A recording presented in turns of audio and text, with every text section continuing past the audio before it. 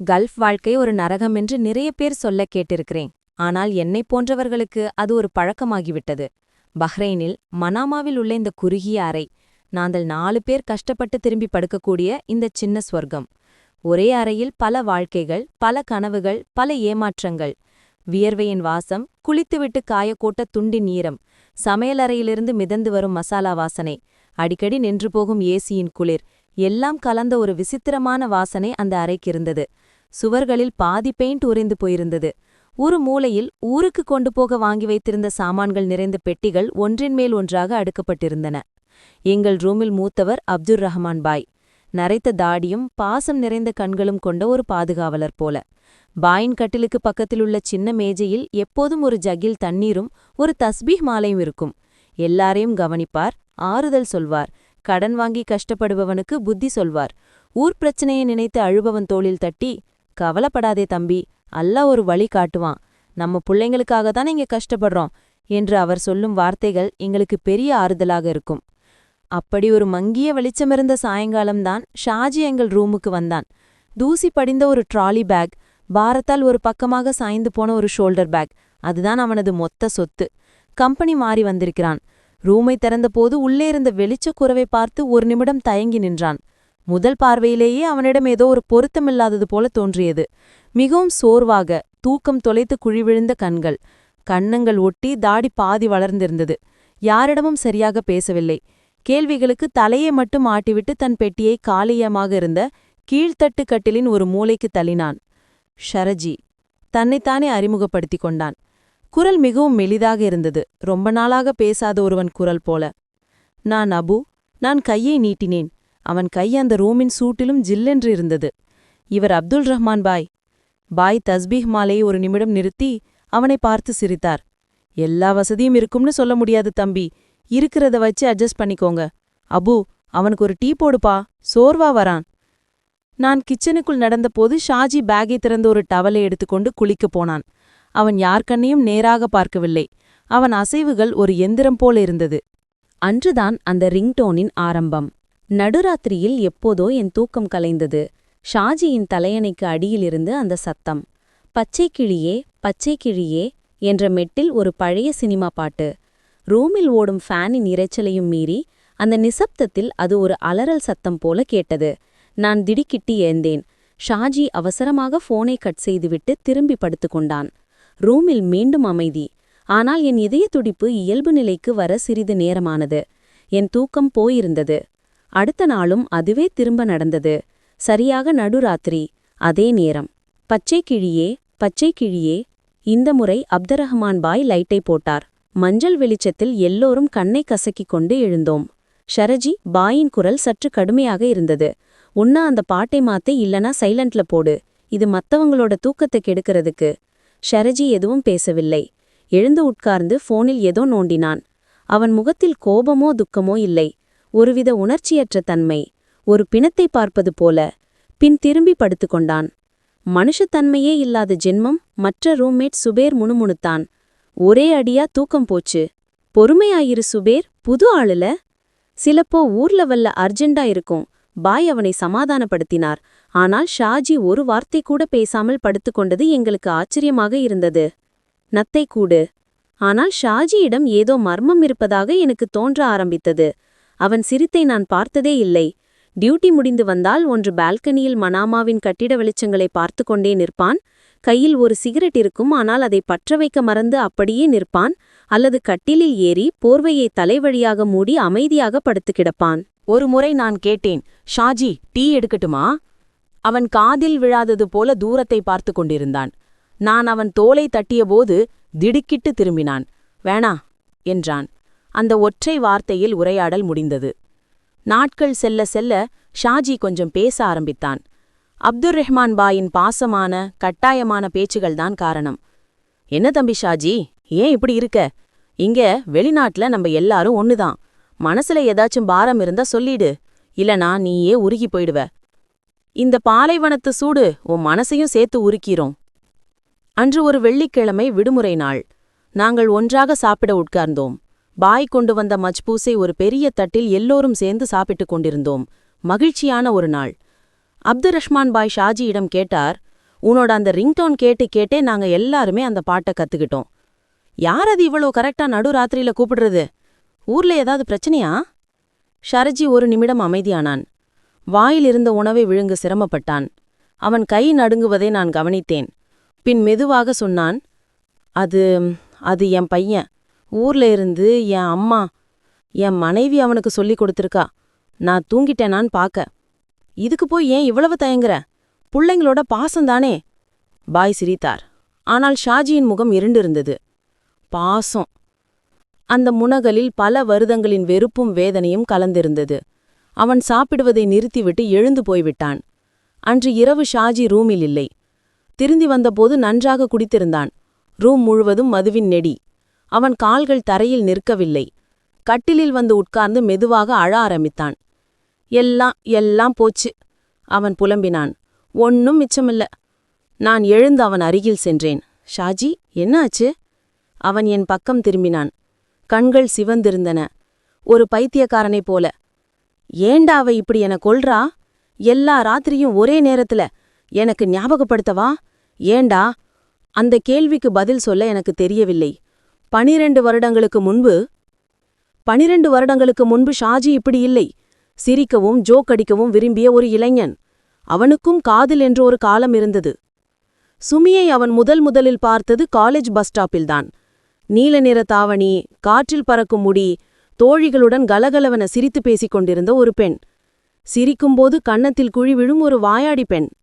ஷரஜி பஸ்ஸுக்காக நண்பர்களுடன் பேசிக் கொண்டிருந்தான். அவளின் சிரிப்புச் சத்தம்தான் அவனை திரும்பி பார்க்க வைத்தது. முதல் பார்வையிலேயே அவள் அவன் இதயத்தில் நுழைந்து விட்டாள். பஸ் ஸ்டாப் பார்வைகள், மெல்ல பரிமாறிக்கொண்ட புன்னகை, பின் லைப்ரரி புத்தகத்தில் மறைத்து கொடுத்த ஒரு கடிதம். எனக்கு சுமியை பிடிச்சிருக்கு, ரொம்ப. அது ஒரு அழகான காதலின் தொடக்கம். அவர்கள் காதல் வீட்டிற்கு தெரிந்தபோது சிறிய எதிர்ப்புகள். ஆனால் ஷாஜியின் பிடிவாதத்திற்கு முன் அனைவரும் சம்மதித்தார்கள். கல்யாணம் ஒரு திருவிழா மாதிரி நடந்தது.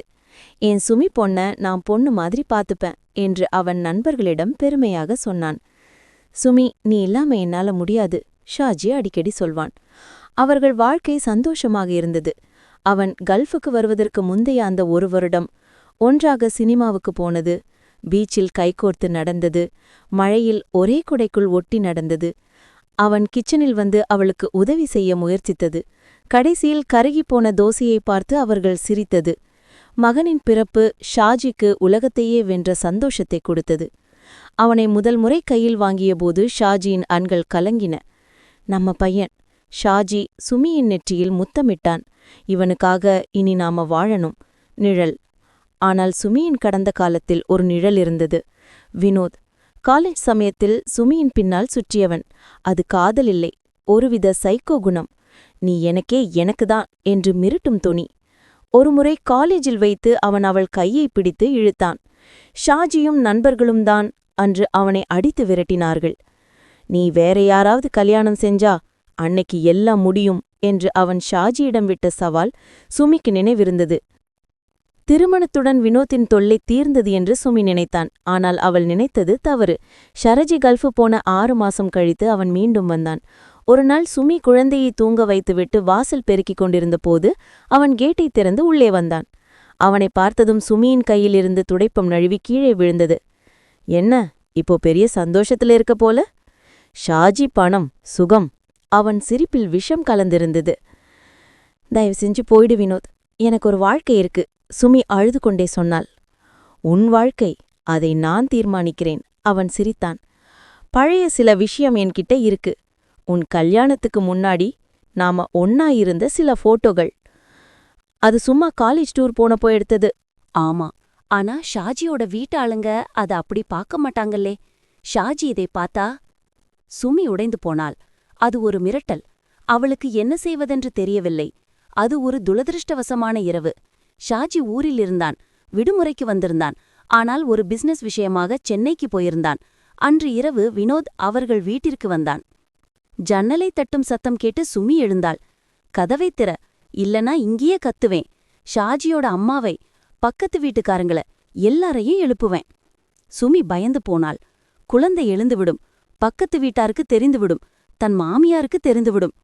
அவள் நடுங்கிக் கொண்டே கதவைத் திறந்தாள். எனக்கு பணம் வேணும், இல்லனா இந்த போட்டோவை இப்பவே ஷாஜி வீட்டு ஆளுங்க கிட்ட காட்டுவேன். சுமி அழுது காலில் விழுந்தாள்.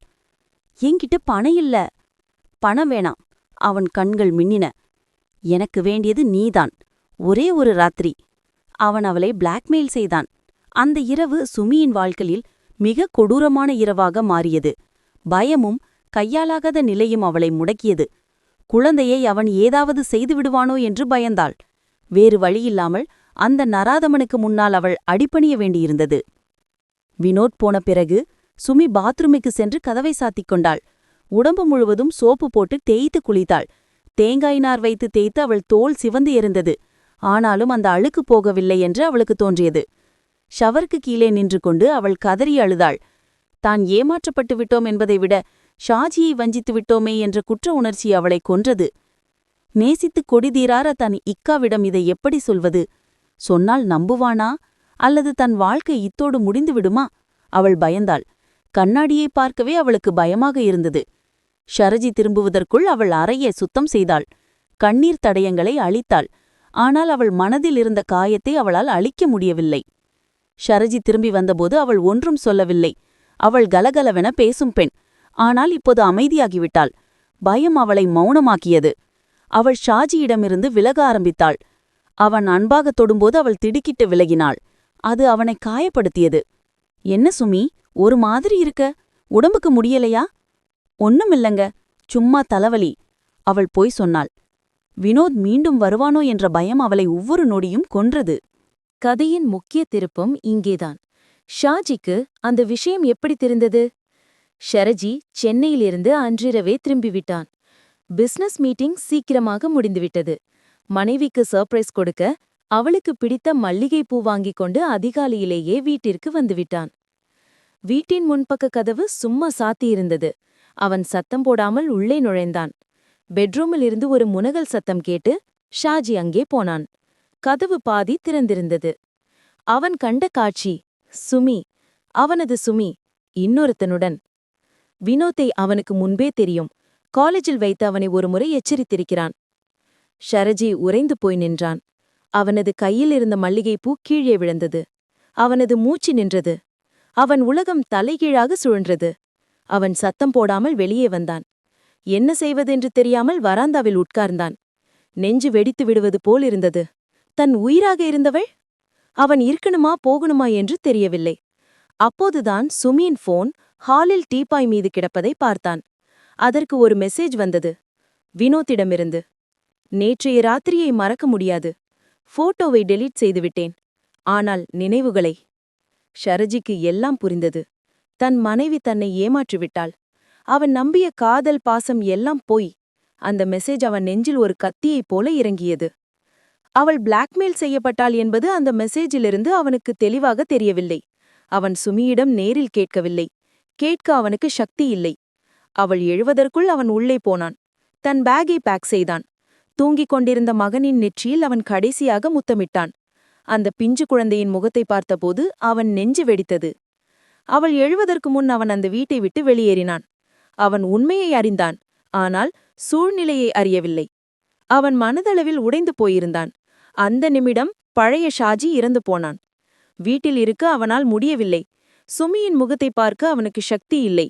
அவள் தூங்கி எழுந்து தன்னை காணாமல் தேடும்போது அவன் பஸ் ஸ்டாண்டில் இருந்தான். நேராக கல்ஃபுக்கு டிக்கெட் புக் செய்தான். என்னங்காய்க்கா, இவ்வளவு சீக்கிரம்? லீவ் முடியலையே. சுமி போனில் அழுதாள். அவளது குரலை கேட்டு அவன் உள்ளம் இருந்தது.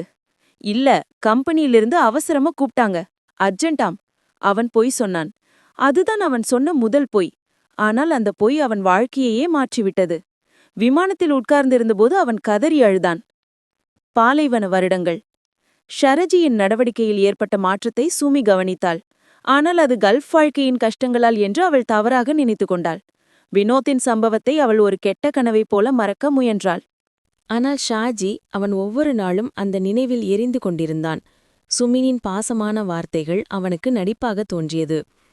இக்கா, சாப்பிட்டீங்களா என்று அவள் கேட்கும் கேள்வி அவனுக்கு முட்களைப் போல குத்தியது. நீ எனக்கு விஷம் வைக்காம இருந்தியே என்று அவன் மனதுக்குள் சொல்லிக் கொள்வான். அவன் ஊருக்கு ஃபோன் செய்வதை குறைத்து கொண்டான். பேசினாலும் மகனை பற்றி மட்டும் கேட்பான். பையன் என்ன பண்றான்? நல்லா இருக்கானா? நல்லா இருக்கானிக்கா, உங்களைத்தான் எப்பவும் கேட்பான். அம்மா நல்லா இருக்காங்களா? அவங்களும் நல்லாதான் இருக்காங்க. சுமி, நீ எப்படி இருக்க என்று முன்பு கேட்ட கேள்வி அவன் கேட்பதை நிறுத்தி பல வருடங்களாகிவிட்டன. இக்கா, உங்களுக்கு என் மேல கோவமா? அவள் ஒருமுறை அழுது கொண்டே கேட்டாள். ச்சே, எதுக்கு? வறண்ட பதில். அந்த வறட்சி பாலைவனத்தை விட பெரியது. அந்த பதிலில் சுமியின் இதயம் உடைந்தது. கல்ஃபில் அடுத்த 12 வருடங்கள். அது ஷாஜிக்கு வருடங்கள் அல்ல, யுகங்கள். தனிமே அவனை குடிக்க அடிமையாக்கியது. டியூட்டி முடிந்தால் நேராக ரூம். நண்பர்களுடன் வெளியே போவதில்லை, சிரித்து பேசுவதில்லை. ரூமுக்கு வந்து பாட்டிலை திறப்பான். ஒவ்வொரு சொட்டு மதுவும் அவன் உள்ளே இருக்கும் தீயை அணைக்கும் என்றும் முயற்சிப்பான். ஆனால் அது இன்னும் அதிகமாக எரிந்தது. டியூட்டி, ரூம், குடி. அவன் உலகம் சுருங்கிப் போனது. ஊருக்கு பணம் அனுப்பும் ஒரு இயந்திரமாக மட்டும் அவன் மாறினான்.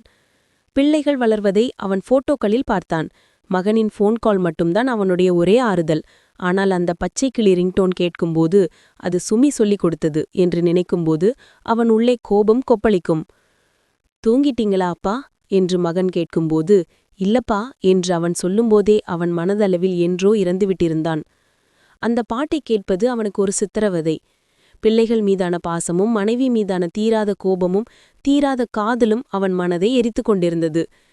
எல்லாம் தெரிஞ்சும் அவளை வெறுக்க முடியலையே என்று அவன் பல ராத்திரிகளில் தனியாக அழுதிருக்கிறான். அந்த அன்புதான் அவனை மிகப்பெரிய பைத்தியக்காரனாக்கியது. அவளை விவாகரத்து செய்ய அவளால் முடியவில்லை. காரணம் பிள்ளைகள். அவளை மன்னிக்கவும் அவனால் முடியவில்லை. காரணம் அவன் கண்ட அந்த காட்சி. அபுவாகிய நான். கதை நிகழ்காலத்திற்கு திரும்புகிறது. மனாமாவில் உள்ள அந்த குறுகிய அறைக்கு.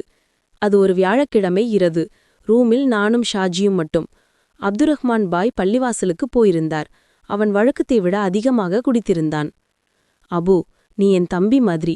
உன்கிட்ட ஒரு உண்மையை சொல்ற. என் நெஞ்சு வெடிச்சு 12 வருஷம் ஆச்சு. என் பொண்ணு, என் சுமி, அவள் என்னை ஏமாத்திட்டா. ஷரஜி அந்த இரவின் கதையை என்னிடம் சொன்னான். அவன் கண்ட காட்சி, அந்த மெசேஜ் எல்லாம். 12 வருடமாக அவன் அந்த தீயை உள்ளுக்குள் சுமந்து திருந்திருக்கிறான். அவ பாசத்தை நடிக்கிறா அபு. எல்லா நாளும் நடுராத்திரியில பையனை வச்சு கூப்பிடுறான் நான் தூங்கிட்டேனான்னு பாக்க. இல்ல, என்ன பயமுறுத்த, எனக்கு ஞாபகப்படுத்த. நீ எல்லாம் தெரிஞ்சும் ஒன்னும் பண்ண முடியலையேன்னு என்னை பார்த்து சிரிக்கிறா. அவன் ஒரு குழந்தையைப் போல என் தோளில் சாய்ந்து அழுதான். எனக்கு அவளை கொல்ல ஆத்திரம் வருது. ஆனா அவ இல்லாமலும் என்னால இருக்க முடியல. நான் என்னடா பண்றது அபு? ஷரஜியின் துக்கம் என் மனதில் ஒரு பெரிய காயத்தை உண்டாக்கியது. நான் சுமியை வெறுத்தேன். இவ்வளவு நல்ல ஒரு மனிதனை, இந்த பாறைவனத்தில் உருகிக் கொண்டிருக்கும் ஒரு பிரவாசியை ஏமாற்றி அவளை எனக்கு பிடிக்கவில்லை. கவலைப்படாதே ஷாஜி, எல்லாம் சரியாகிடும். நான் சும்மா சொன்னேன். ஆனா எப்படி சரியாகும்? சுமியின் பக்கம். ஷரஜி கல்ஃபுக்கு திரும்பிய பிறகு வினோத் மீண்டும் சுமியை அணுகியிருக்கிறான். இம்முறை பணத்திற்காக. இப்போ பணம் தரலனா நானே ஷாஜிக்கு ஃபோன் பண்ணி எல்லாத்தையும் சொல்றேன். அவள் பயந்தாள்.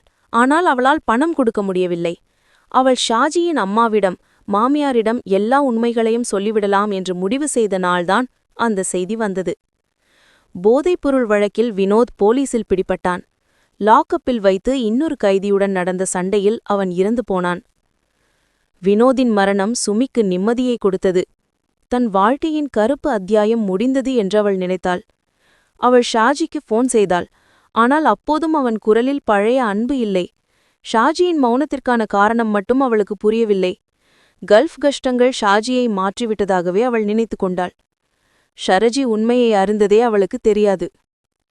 கடிதம். ஷரஜியின் கதையை கேட்ட நான் ஒரு முடிவெடுத்தேன். அடுத்த லீவில் ஊருக்கு போகும்போது இந்த பிரச்சினைக்கு ஒரு தீர்வு காண வேண்டும். சுமியை நேரில் பார்க்க வேண்டும். அவரிடம் கேட்க வேண்டும், ஏன் இந்த துரோகத்தை செய்தீர்கள் என்று. ஷாஜியை இப்படி அழியவிடக்கூடாது. என் நண்பனுக்காக நான் இதை செய்ய வேண்டும். அடுத்த மாதம் எனக்கு லீவு கிடைத்தது. ஷாஜிக்கு தெரிந்ததும் அவன் முகத்தில் ஒரு சிறிய வெளிச்சம். அவன் எனக்கு டிக்கெட் எடுக்க பணம் தந்தான். அவன் வீட்டு விலாசம், கொஞ்சம் பலகாரங்கள் என் கையில் தந்துவிட்டான். மகனுக்கு ஒரு விளையாட்டு சாமானும் அம்மாவுக்கு ஒரு புடவையும். அபு, என் அம்மாவை பாரு, என் பிள்ளைங்கள பாரு. அவகிட்டையும் பேசு. ஏன் இப்படி செஞ்சேன்னு கேளு. அவன் கைகள் நடுங்கின. நீ பயப்படாதே ஷாஜி, நான் எல்லாம் பேசி சரி பண்றேன். ஷரஜியின் வீட்டிற்கு நான் போனபோது அவன் அம்மா ஓடி வந்து என்னை கட்டிக்கொண்டார்கள். தம்பி, ஷரஜியோட ஃப்ரெண்டா? அவன் நல்லா இருக்கானா? முன்ன மாதிரி சிரிக்கிறானா தம்பி? அந்தக் கேள்வி என் நெஞ்சில் தைத்தது. பிள்ளைகள் என்னை சூழ்ந்து கொண்டார்கள். அப்பாவோட வாசனை வர்ற ஃப்ரெண்ட் சுமி டீயுடன் வந்தாள். ஒரு அப்பாவி கிராமத்துப் பெண். சோர்வான ஆனால் பாசம் நிறைந்த கண்கள். அவள் முகத்தில் 12 வருடத்தின் சோகம் தெரிந்தது. இவளா ஷரஜியை ஏமாற்றியவள்? எனக்கு நம்ப முடியவில்லை. அம்மாவும் பிள்ளைகளும் நகர்ந்ததும் நான் சுமியிடம் பேசினேன். என் குரல் சற்று கடுமையாக இருந்தது. சுமி, ஷரஜிக்கு எல்லாம் தெரிஞ்சிருச்சு. அவள் முகம் வெளுத்தது. கையிலிருந்த டீ கிளாஸ் ஆடியது. என்ன என்ன தெரிஞ்சிருச்சு? 12 வருஷத்துக்கு முன்னாடி நடந்தது எல்லாம். வினோத். அந்த பெயரை கேட்டதும் அவள் அதிர்ந்து போனாள்.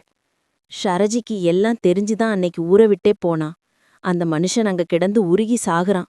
நீங்க ஏன் இப்படி செஞ்சீங்க? ஒரு நிமிஷ சுகத்துக்காக? நான் கோபமாக அவளை குற்றம் சாட்டினேன். என் வார்த்தைகளைக் கேட்டு சுமி தரையில் அமர்ந்து கதறி அழுதாள். இக்கா இக்கா, இதையெல்லாம் மனசுல வச்சுக்கிட்டா இத்தனை வருஷமா? கடவுளே, இந்த உண்மையை அறிந்ததே அவளை நொறுக்கிவிட்டது. நான் ஏமாத்தல, என்ன ஏமாத்திட்டாங்க. அவள் அழுது கொண்டே எல்லா உண்மைகளையும் சொன்னாள். பிளாக்மெயில் கதை, 12 வருடங்களுக்கு முன் நடந்த அந்த இரவு, வினோத்தின் தொல்லைகள், அவன் மரணம், எல்லாவற்றையும் அவள் ஒப்புக்கொண்டாள். அன்னைக்கு ராத்திரி இக்கா வரது எனக்கு தெரியாது. மறுநாள் இக்கா போனப்போ நான் நினைச்சேன் கம்பெனியிலிருந்து கூப்பிட்டாங்கன்னு. கடவுளே, என் இக்கா. நான் பயந்து போய் தான் இக்கா கிட்ட எதையும் சொல்லல. சொன்னா நம்ப மாட்டாங்களோ, என் வாழ்க்கை போயிடுமோன்னு பயந்துட்டேன். சுமியின் வாக்குமூலத்தை கேட்டு நான் உறைந்து போனேன். ஷரஜி பார்த்தது ஒரு பக்கத்தை மட்டும்தான். இந்த பெண் இத்தனை வருடமாக அனுபவித்த வேதனை, கணவனின் அன்பு இல்லாமல் பிளாக்மெயில் செய்தவனின் பயத்தோடு குற்றமுணர்வோடு வாழ்ந்த 12 வருடங்கள். என் கண்கள் கலங்கின. என் மீதே எனக்கு வெறுப்பு வந்தது. ஒரு பக்க கதையைக் கேட்டு நான் இவளை தவறாக எடை போட்டுவிட்டேன். ஷரஜி ஒரு பெரிய தப்பபிப்பிராயத்தால் தன் வாழ்க்கையை அழித்திருக்கிறான். சுமி பயத்தின் காரணமாக உண்மையை சொல்லாமல் இருந்திருக்கிறாள். 2 அப்பாவி மனிதர்கள் ஒரு தப்பபிப்பிராயத்தால் 2 திசையிலிருந்து ஒருவரை ஒருவர் நேசித்தும் வெறுத்தும் எரிந்து கொண்டிருந்திருக்கிறார்கள். அந்த பச்சைக்கிளி ரிங்டோன் அது ஷரஜியை சித்திரவாதை செய்ய அல்ல. அப்பாவும் மகனும் பேசிக்கொள்வதற்காக, அந்த ஒரே ஒரு பந்தமும் அருந்துவிடக்கூடாது என்பதற்காக சுமி செய்தது என்பதை நான் உணர்ந்தேன். சுமி, நடந்தது எதுவும் மாத்த முடியாது. ஆனா ஷாஜி உண்மையை தெரிஞ்சுக்கணும். இது எல்லாத்தையும் ஒரு கடிதத்துல எழுதுங்க, விவரமா. என் ஆலோசனையின் பேரில் அவள் ஒரு கடிதம் எழுதினாள். நடுங்கும் கைகளால் கண்ணீர் விழுந்து மைப்படர்ந்த அந்த கடிதத்தில் தன் வாழ்க்கை முழுவதையும் அந்த பேப்பரில் வடித்தாள். ஷாஜியிடம் மன்னிப்பு கேட்டாள், உண்மையை சொல்ல பயந்ததற்காக. அந்த கடிதத்தையும் ஷாஜியின் அம்மா கொடுத்தனுப்பிய பலகாரங்களுடனும் நான் கல்ஃபுக்கு திரும்பினேன். என் மனதில் சந்தோஷமும் பரபரப்பும். இந்த கடிதத்தை படித்ததும் ஷாஜியின் வாழ்க்கை மாறும். அவர்கள் மீண்டும் ஒன்னாவார்கள். நானே அவர்களை ஃபோனில் பேச வைப்பேன். என் நண்பனுக்கு ஒரு புதிய வாழ்க்கை கிடைக்கும். விமானத்தில் உட்கார்ந்தபடி நான் அந்த கடிதம் இருந்த பேக்கை பார்த்தேன். இது வெறும் கடிதமல்ல, ஒரு வாழ்க்கை. ஷரஜியின் எதிர்வினை எப்படி இருக்கும் என்று நான் புன்னகைத்தேன். அவன் அந்த அறையில் உட்கார்ந்து இந்த கடிதத்தை படித்து கதறி அழுவதை நான் மனக்கண்ணில் கண்டேன். அந்த கண்ணீர் சந்தோஷத்தின் கண்ணீராக இருக்கும். முடிவுரை. மனாமா ஏர்போர்ட்டில் இறங்கி நான் நேராக ரூமுக்கு டாக்ஸி பிடித்தேன். சந்தோஷத்தில் என் நெஞ்சு படபடத்தது. ரூமின் கதவை திறந்தபோது அப்துரஹ்மான் பாய் மட்டும் இருந்தார். என்னை பார்த்ததும் அவர் ஓடி வந்து என்னை கட்டிக்கொண்டார். அவர் கண்கள் சிவந்திருந்தன. அபு, நீ லேட் பண்ணிட்ட தம்பி. என்ன பாய், ஷாஜி எங்க? டியூட்டிக்கு போயிருக்கானா? அப்துரஹ்மான் பாயின் கண்கள் கலங்கின. ஷாஜி நம்மள விட்டு போயிட்டான். என் தலை சுற்றியது. என்ன? எப்போ? 3 நாள் முன்னாடி. பார்ல இருந்து வரும்போது கால் தடுக்கி விழுந்துட்டான். தலையில அடி. ஸ்பாட்லயே போயிட்டான். இங்கேயே அடக்கம் பண்ணியாச்சு. நான் ரூமில் ஷாஜியின் காலி கட்டிலில் அமர்ந்தேன். என் பேக் தரையில் விழுந்தது. அதிலிருந்து அம்மா கொடுத்த பலகார பொட்டலமும் அந்த கடிதமும் வெளியே தெரிந்தது. ஷாஜி இறந்து விட்டான். இனி இந்த உண்மை தெரிந்து என்ன ஆகப் போகிறது? ஒரு தப்ப விபாயத்தை சரி செய்ய நான் தாமதித்து விட்டேன். அல்லது விதி எங்களை தோற்கடித்து விட்டது. என் கையில் இருந்த கடிதத்திற்கு இப்போது எந்த மதிப்பும் இல்லை. வாரங்கள் கடந்தன. நான் அந்த ரூமில் தனியாக இருந்தேன். அப்துர் ரஹ்மான் பாய் ஊருக்குப் போய்விட்டார். ரூம் வெறுமையாக இருந்தது. நடுராத்திரியில் பச்சைக்கிளி பாடுவதில்லை. அந்த நிசப்தம் பயங்கரமாக இருந்தது. பேக்கில் சுமியின் கடிதம் பிரிக்கப்படாமல் இருந்தது. யாரிடமும் கொடுக்க முடியாத, யாருக்கும் இனி தேவையற்ற ஒரு உண்மை. என் ஃபோன் அடித்தது. ஷாஜியின் அம்மா. தம்பி அபு, எனக்கு ஒரு உதவி பண்ணுவியா தம்பி? அந்த தாயின் குரல் உடைந்திருந்தது. சொல்லுங்கம்மா. தம்பி, ஷாஜி போட்ட ஒரு சட்டையாவது எனக்கு அனுப்பி வை தம்பி. அவனோட வாசம், அது ஒன்னு கிடைச்சா போதும் தம்பி. நான் ஃபோனை கட் செய்தேன். ஷாஜியின் துவைக்கப்படாத அழுக்கு படிந்த 2 ஜோடி சட்டைகள் மூலையில் ஒரு கவரில் கிடந்தது. அதை பார்த்து நான் உடைந்து போனேன். யாரிடமும் கொடுக்க முடியாத அந்த கடிதத்தையும் ஒரு அம்மாவுக்கு அனுப்ப முடியாத மகனின் வாசத்தையும் சுமந்து கொண்டு நான் என் கல்ஃப் வாழ்க்கையை தொடர்ந்தேன். மன்னமாவின் வானத்தை பார்த்து நான் அடிக்கடி நினைத்துக் கொள்வேன். உண்மை சில சமயங்களில் அன்பை விட அதிக வேதனை தரும். குறிப்பாக அது தெரியவர மிகவும் தாமதமாகும்போது.